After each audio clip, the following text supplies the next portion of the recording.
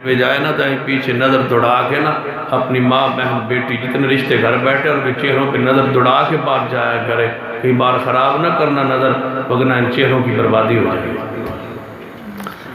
خراب کر بیٹھو گے ان حالات و معاملات کو۔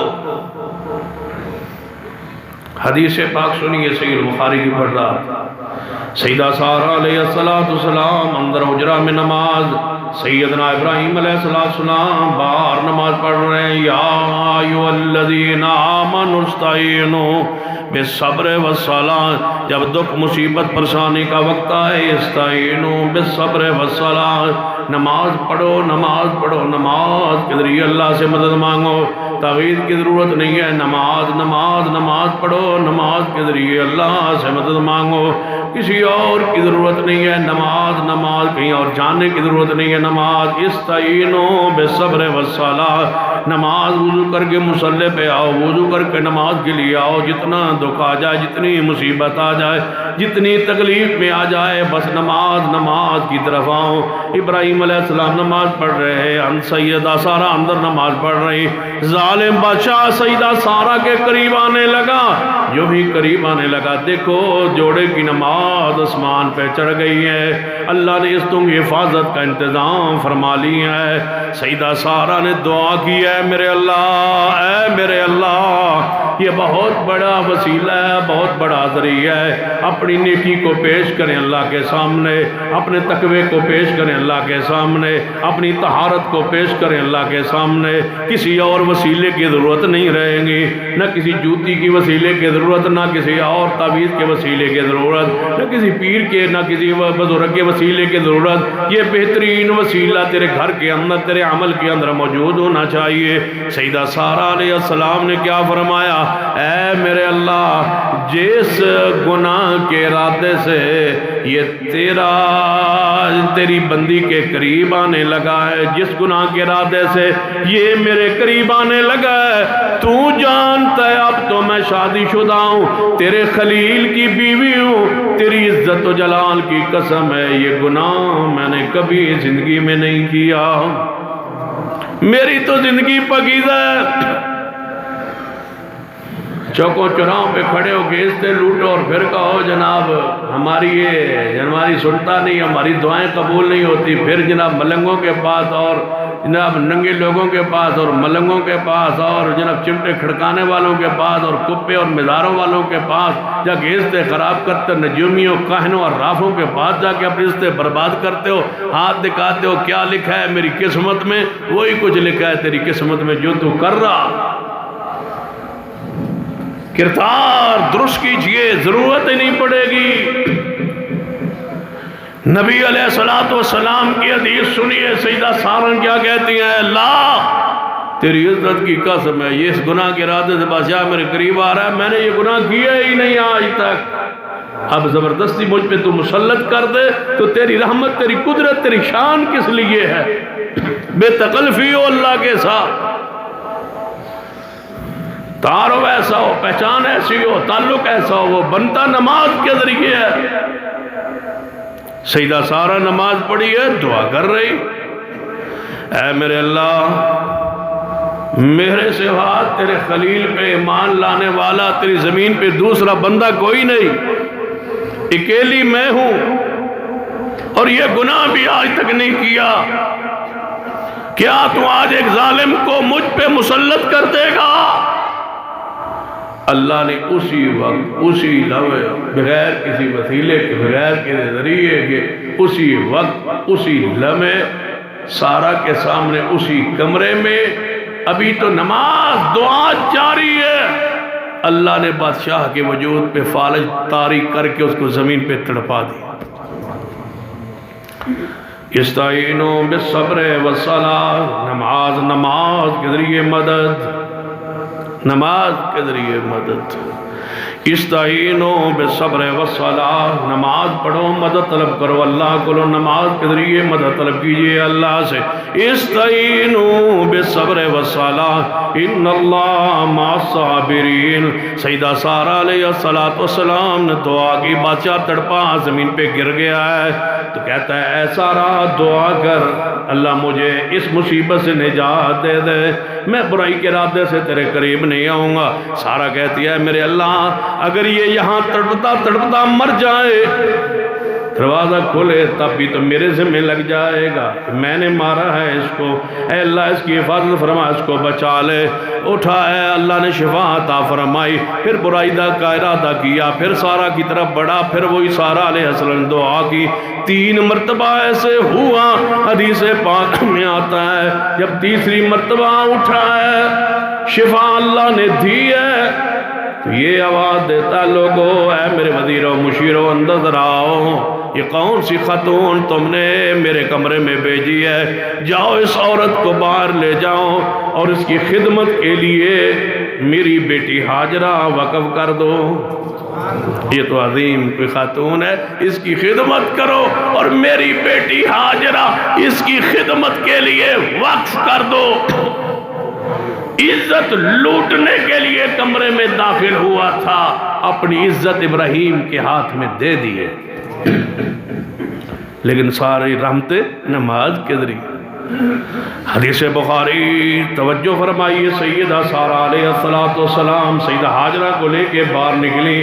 حدیث میں ہے کہ ابراہیم اس وقت بھی نماز پڑھ رہے تھے، پاس سے گزر کے سارہ نے فرمایا ابراہیم نماز اپنی جلدی مکمل کرو، اللہ نے تمہاری عزت کی حفاظت فرمائی ہے، استعینوا بالصبر والصلاۃ۔ نماز کو ابراہیم علیہ السلام نے مکمل کیا۔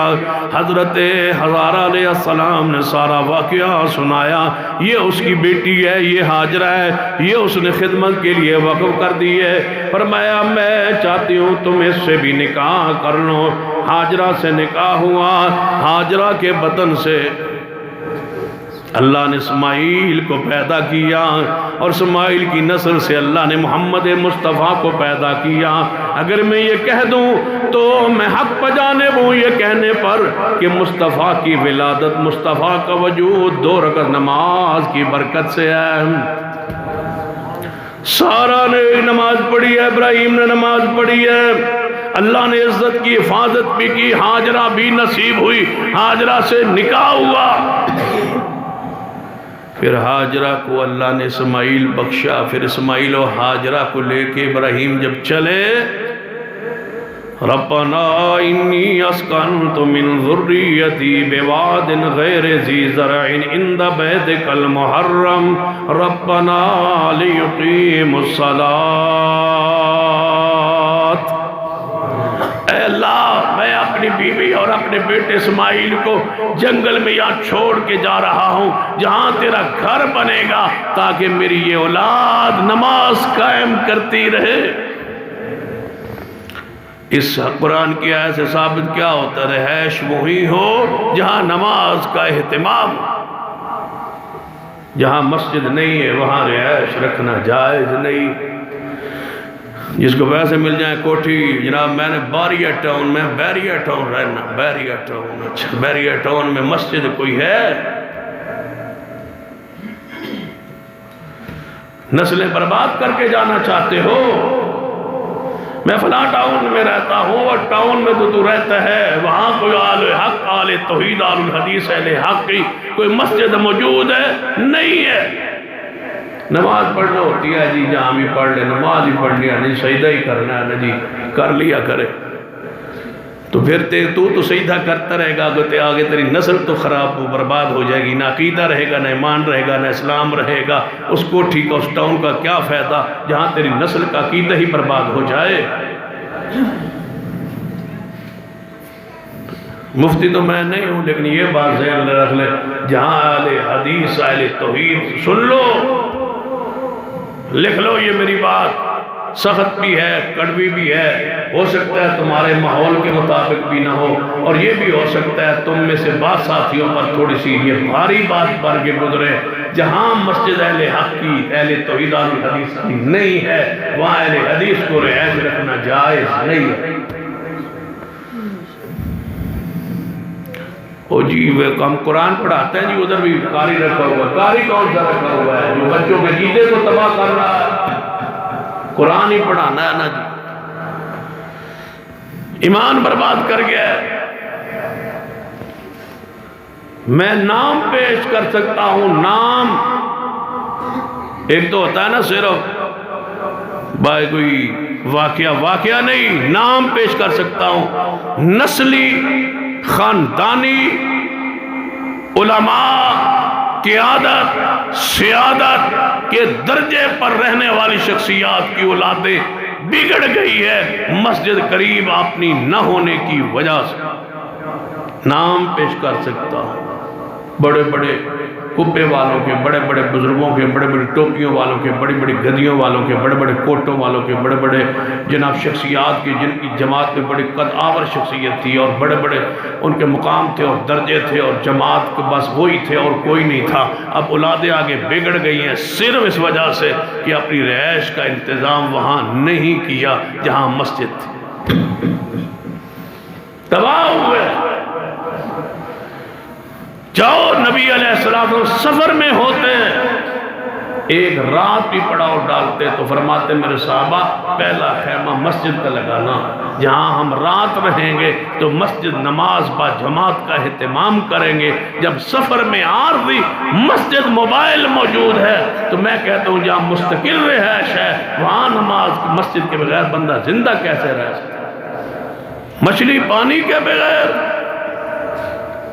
کہاں زندہ رہ سکتی ہے؟ مومن مسجد کے بغیر کہاں زندہ رہ سکتا ہے؟ مومن کی زندگی مسجد میں،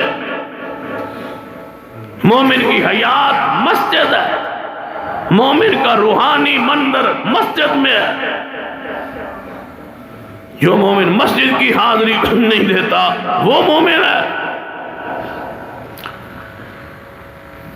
نماز نماز میرے اور آپ کے محبوب جناب محمد صلی اللہ علیہ وآلہ وسلم نے ارشاد فرمایا، سیدنا جریج رحمت اللہ علیہ کا واقعہ صحیح مسلم میں موجود، نبی علیہ السلام نے ارشاد فرمایا ایک بندہ تھا جس کا نام جریج تھا، فرمایا اس کے حجرہ میں، اس کے جھونپڑی میں انتہائی عبادت گزار تھا، بستی سے باہر عبادت کے لیے جگہ بنائی ہوئی تھی۔ پہلے شریعتوں دور کے مطابق وہاں ایک ناپاک گندی غلیظ عورت آ گئی، اس کے کمرے میں، اس کے حجرے میں آ کے اسے برائی کرنا کا ارادہ کیا۔ جریج نے کہا اللہ کی پناہ کہ میں ایسا گناہ کروں، یہ میری ناپراستہ نہیں ہے، میں تو اللہ کی رضا کے لیے جھونپڑی میں رہتا ہوں۔ اس عورت نے بار بار اصرار کیا، گناہ پر آمادہ کرنے کی کوشش کی، وہ اللہ کا بندہ ڈرا رہا، اتنی اخاف اللہ، مجھے اللہ کا ڈر آتا ہے، میں اللہ کے عذاب سے ڈرتا ہوں، یہ کام کبھی میں نہیں کر سکتا۔ یہ عورت کہنے لگی اگر ایسا تو نہیں کرے گا تو سن لے کہ میں تجھے بدنام کر کے رکھ دوں گی۔ فرمایا جو تمہارا مرضی ہے کر لو، لیکن یہ نہیں ہو سکتا کہ میں یہ گناہ کروں۔ حدیث سن لے، توجہ فرمائیں۔ سیدنا جریج کے حجرے سے یہ عورت نکل گئی، اس نے باہر کہیں بد کرداری کا مظاہرہ کیا کسی چرواہے کے ساتھ، اس عورت کے ہاں بچہ پیدا ہوا۔ جب اس نے تہیہ کیا ہوا جب بھی یہ بدکاری کا بچہ پیدا ہوگا میں اس اللہ کے ولی کو بدنام کروں گی، میں اس کی توہین کروں گی، اس کی تحقیر کرواؤں گی، اس کو ذلیل و رسوا کرواؤں گی۔ اس نے تہیہ کیا ہوا، جو ہی بچہ پیدا ہوا بستی والے لوگ آئے، تیرا نکاح ہوا نہیں، تیرے ہاں بچہ کیسے پیدا ہو گیا، یہ کس کا ہے، تو نے بدکاری کی ہے؟ کہنے لگی ہاں کوئی شک نہیں، میں نے بدکاری کی ہے اس جریج ولی کے ساتھ، اس کا یہ بچہ ہے۔ بستی والے لوگ سارے اکٹھے ہو کے آ گئے، اس کی جھونپڑی کو گرانا شروع کر دیا۔ جانتے ہو جب نیک لوگوں پر، متقی لوگوں پر، دیندار لوگوں پر کوئی الزام لگانا چاہے تو دنیا کس طرح اکٹھی ہو کے آتی ہے، کس طرح بدنام کرنے کی کوشش کرتی ہے، کس طرح سفید چادر پہ داغ دور سے نظر آتا ہے، سارا معاشرہ گندگی کا بھرا ہوا، غلاظت کا بھرا ہوا، لیکن کسی صالح یا کسی نیک یا دیندار یا کسی عالم و قاری و حافظ پر کوئی ایک نقطہ کسی کے علم میں آ جائے، پھر اللہ کی پناہ جو معاشرہ حالات و واقعات کرتا ہے، بدنام کرنے کی کوشش کرتا ہے، اللہ سے پناہ مانگنی چاہیے۔ یہ ساری بستی کے لوگ اکٹھے ہو کے آ گئے، جریج کی جھونپڑی کو گرانا شروع کرنا، پوچھا بس جھونپڑی کو گرانا شروع کر دیا، اس کو مارنا شروع کر دیا۔ جریج کہتا ہے میری قوم کے جوانوں مجھے کیوں مارتے ہو؟ میری تو عزت کیا کرتے تھے، تم احترام کیا کرتے تھے، آج مجھے مارتے ہیں کیوں؟ کہنے لگا تو نے بدکاری کی ہے، یہ عورت کہہ رہی ہے یہ تیرا بچہ ہے بدکاری کی وجہ سے۔ کہنے لگا میری قوم میری بات سنو، یہ گناہ میں نے نہیں کیا لیکن مجھے ماں کی بد دعا کھا گئی۔ یہ میں نے گناہ نہیں کیا تھا لیکن میری ماں کی مجھے بد دعا لگ گئی۔ ایک مرتبہ میں نماز پڑھ رہا تھا، نفلی نماز میں تھا، میری ماں نے آواز دی تو میں اپنی ماں کی آواز پہ لبیک نہ کہہ سکا۔ اور سن لو آپ بھی مسئلہ سن لیں، جوان سن لیں، بزرگ سن لیں، اگر ماں اور باپ تمہیں آواز دے اور تم نفلی نماز پڑھ رہے ہو، نفلی نماز توڑ دو، والدین کی خدمت میں پہنچ جاؤ۔ وہ نفلی نماز بعد میں بھی ہو سکتی ہے، والدین کی آواز کی کوئی قضا نہیں ہے، ہر صورت میں والدین کا ادب و احترام و اکرام کیا کریں۔ دوسری مرتبہ ماں نے آواز دی پھر بھی یہ نماز میں، تیسری مرتبہ آواز دی پھر بھی یہ نماز میں، ماں کی زبان سے یہ الفاظ نکل گئے، فرمانے لگی کہ اللہ تجھے موت نہ دے جو رہے جب تک کسی تو گندی عورت کا چہرہ نہ دیکھے۔ جو جیسے دعا کی تھی وہی الفاظ آسمان پہ چڑھ گئے، قبول ہو گئے۔ اس عورت کا چہرہ دیکھ لیا، وہ حجرے میں آ گئی، اس نے بدکاری کی بھی نہیں لیکن الزام تو لگ گیا، ماں کی بد دعا آسمان پہ چڑھ گئی۔ لیکن اگلی بات سن لیجئے، توجہ کے ساتھ، نماز کے ساتھ پیار محبت عقیدت اپنی بنا لیجئے۔ سیدنا جريج رحمۃ اللہ علیہ فرمانے لگے میری قوم یہ میں نے گناہ نہیں کیا، کسی صورت میں یہ گناہ میں نے نہیں کیا، یہ عورت مجھ پہ الزام دھر رہی ہے لیکن میری بات تھوڑا سا مجھے موقع تو دو۔ حدیث مسلم میں ہے قوم رک گئی، یار اس کی بات تو سنو، اس اللہ کے ولی کی بات تو سنو۔ بات سننے کے لیے رک گئے، یہ اٹھا استعینوا بالصبر والصلاۃ، یہ اللہ کا ولی اٹھا، جب مصیبت آ جائے ولی بھی مدد مانگتے ہیں نماز کے ذریعے، اولیاء مدد مانگتے ہیں نماز کے ذریعے۔ توحید نہیں، کوئی اور غیر اللہ کی سور و پکار نہیں، کوئی اور ذریعہ نہیں۔ کئی انبیاء گزر چکے تھے، نہ انبیاء کو بلایا نہ اولیاء کو پکارا، نہ یا موسیٰ کہا نہ یا عیسیٰ کہا، نہ ہی کسی اور پیغمبر کی آواز دی، نہ یا ابراہیم مدد کہا نہ یا نوح مدد کہا، نہ کسی پیغمبر کو پکارا نہ کسی ولی کو پکارا۔ استعینوا بالصبر والصلاۃ، جب بھی دکھ آئے نماز پڑھا کرو، جب بھی مصیبت آئے نماز پڑھا کرو، جب بھی پریشانی آئے تو نماز پڑھا کرو۔ فرما نماز نماز نماز۔ یہ اللہ کا بندہ اٹھا، استعینوا بالصبر والصلاۃ، اس نے وضو کیا، نماز شروع کی، دو رکعت نماز پڑھتے پڑھتے کہنے لگے میرے اللہ تو جانتا ہے یہ میں گناہ میں نے نہیں کیا، اللہ میری عزت کی لاج رکھ لے، اللہ اس دینداری کی لاج رکھ لے، اللہ معاشرے کا سامنے ذلیل نہ کر، اللہ اس معاشرے کے سامنے رسوا نہ کر، یہ اہل دین سے لوگ دور ہو جائیں گے میرے اللہ۔ اس سفید چادر جس نے کوئی گناہ نہیں کیا، کوئی داغ نہیں ہے اس پر، تو اللہ اس پر رحمت نازل فرما، اللہ کوئی سبب و ذریعہ بنا دے۔ جانتے ہو وہ اسباب کے ذریعے مدد کرنے پر بھی قادر ہے اور اسباب سے بالا مدد کرنے پر بھی قادر ہے، وہ مدد کرنے پہ آئے دریاؤں کو روک دیا کرتا ہے، وہ مدد کرنے پہ آئے تو مچھلی کے پیٹ میں یونس کو پہنچا کے بچا کے پھر باہر لانے پر قادر ہے، وہ مدد کرنے پر آئے۔ قلنا یا نار کونی بردا وسلاما علی ابراہیم، وہ کسی سبب کا محتاج نہیں، وہ کسی ذریعے کا محتاج نہیں، وہ ڈائریکٹ سننے پر بھی قادر ہے، ڈائریکٹ کا جناب کا حکم دینے پر بھی قادر ہے۔ اذا اراد شیئا یقول له کن فیکون، تبارک الذی بیدہ الملک وہو علی کل شیء قدیر، ہر چیز پر قادر ہے۔ جیسے بندے کا گمان ہو ویسے رب ملتا ہے، جیسے توقع ہو جیسے دعا ہو ویسے ہی اللہ رحمت فرماتا ہے۔ میرے اللہ میری عزت کی لاج رکھ لے، اے میرے اللہ میری اس چادر کی حفاظت فرما، اے میرے اللہ۔ استعینوا بالصبر والصلاۃ، جريج نماز پڑھی ہے، نماز پڑھی ہے، نماز پڑھی ہے، نماز کے علاوہ کوئی چارہ نہیں ہے، نماز ہر دکھ کا علاج، ہر مصیبت کا علاج۔ یہ سیدنا جريج نماز پڑھ کے دعا کی ہے، اللہ تبارک و تعالیٰ کا امر دیکھیے، نماز پڑھ کے اٹھے ہیں، دعا کر کے اٹھے ہیں، وہی بچہ جو پیدا ہوا ہے، وہی بچہ جس کی ماں یہ کہہ رہی ہے کہ یہ اس نے گناہ کیا ہے، اس بچے کے سر پہ ہاتھ رکھا اور پوچھا ہے بیٹے اے جو غلام، اے بچے بول تیرا باپ کون ہے، بچے بول تیرا باپ کون ہے۔ اللہ نے اس چند دنوں کے بچے کو ماں کی گود میں بولنے کی قوت عطا فرما کے نماز کی برکت سے جریج کی برات کا اعلان فرما دیا ہے۔ استعینوا بالصبر والصلاۃ، بچہ بول کے کہتا ہے میری قوم یہ میرا باپ نہیں ہے، میرا باپ تو وہ چروایا ہے، یہ ماں میرا جھوٹ بول رہی ہے، یہ ماں غلط بیانی کر رہی ہے، یہ اللہ کا ولی ہے، اس کی ولایت میں کوئی شک نہیں۔ مصیبت حل ہوئی، دکھ دور ہوا، کس کی برکت سے؟ استعینوا بالصبر والصلاۃ، نماز کی برکت سے۔ نماز ضروری ہے، نماز فرض ہے، نماز کے بغیر گزارا نہیں۔